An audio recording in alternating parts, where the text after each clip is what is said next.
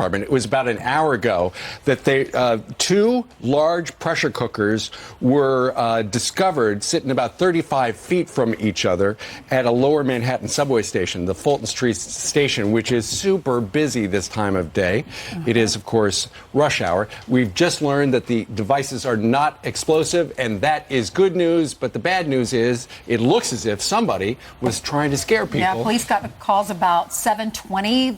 It's being reported, and then we learned there was a pressure cooker down underneath the street at the Fulton Street station, down on the subway platform. I'm sure that terrified everyone trying to get to work.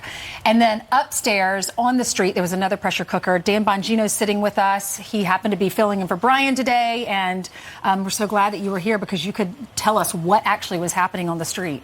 Yeah, I mean, it is suspicious. You know, I thank God that these are not explosive devices, but still, the NYPD is not going to let that go. They're going to wonder why two pressure cookers seem to randomly appear in downtown Manhattan. If it was a hoax, it was a really, really bad idea. I think that goes without saying. Right, and I can't really tell. It looks like the police tape is still up. People are being kept away. Obviously, I would imagine they want to collect any evidence that might be available.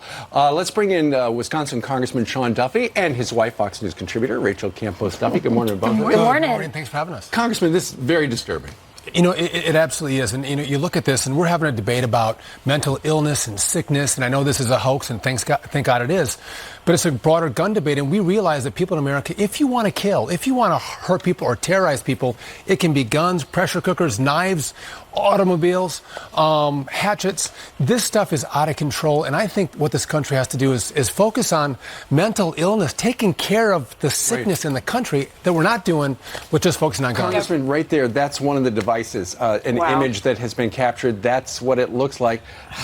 Dan Bongino, what do you think about somebody just dropping it in the middle of the street like that, in the middle of the walkway, and it looks like a step is behind it right there? Yeah, I mean, you know, when I was an instructor in the Secret Service Academy, I'd tell people, one of these things is not like the other. Like when you're looking in a crowd and everybody's staring at the president, one guy's not. If it's out of place, there's probably something wrong. Well, what's a pressure cooker doing in the middle of a platform? Again, thankfully not an explosive, but it, again, begs the question, why would you do that?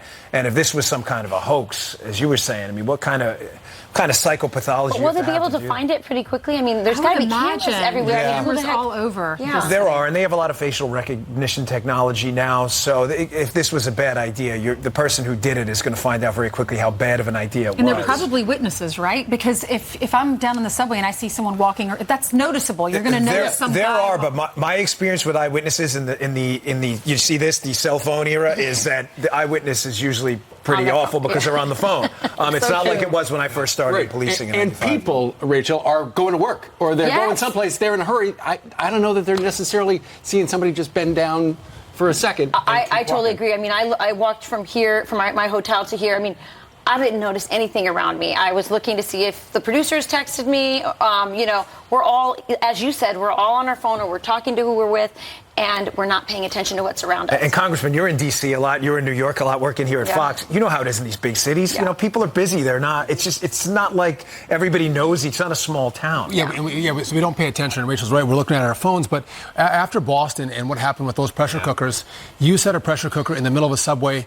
That is meant to terrorize. And if you're walking through the subway, if you're walking down the street and you see a pressure cooker out of place in the street or in the subway, that freaks people out, which was the intent. You mentioned mental illness because they have to know they're going to get caught. There are cameras everywhere. Someone saw something. You can't just walk in with this big thing and put two of them down and not get caught. But you mentioned mental illness, and the president talked about that last night, and he said, we have a problem. He said, I have the quote because I thought it was great. He says, it's not the gun that pulls the trigger. It's the person holding the gun. He did say he wants to focus on mental illness and get treatment, but he also wants to uphold the Second Amendment.